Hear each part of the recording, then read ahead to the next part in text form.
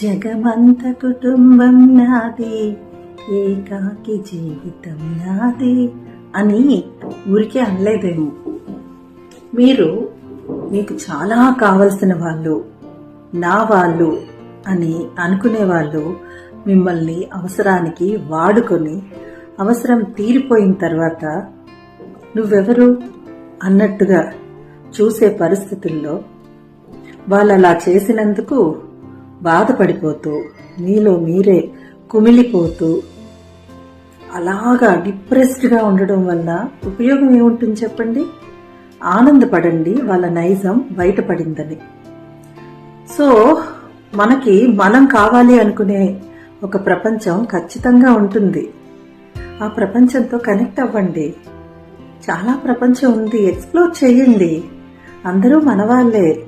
ఎవరైతే మిమ్మల్ని అవసరానికి వాడుకొని కాదనుకొని మిమ్మల్ని దూరం పెట్టారో ఒకరోజు వస్తుంది వాళ్ళు మిమ్మల్ని గురించి తెలుసుకుని అయ్యో అలా చేయకుండా ఉండాల్సిందే అని. అప్పటికే లేట్ అయిపోతుంది. సో వాళ్ళ గురించి ఆలోచిస్తూ మీ అమూల్యమైన టైంని మీరు వేస్ట్ చేసుకుంటూ మీ జీవితంలో బాధపడుతూ కూర్చోవడం కంటే మీకు నచ్చిన వాళ్ళతో కనెక్ట్ అయ్యి మీ జీవితాన్ని ఫ్రూట్ఫుల్గా చేసుకోండి. లైఫ్ అన్నిటికంటే చాలా ఇంపార్టెంట్. అందరికంటే కూడా మీ లైఫ్ మీకు ఇంపార్టెంట్. మీరు సాధించాల్సినవి చాలా ఉన్నాయి. ఇవన్నీ చిన్న చిన్న విషయాలు. మీ లక్ష్యాలు చాలా పెద్దవి. మీ ప్రపంచం చాలా పెద్దది.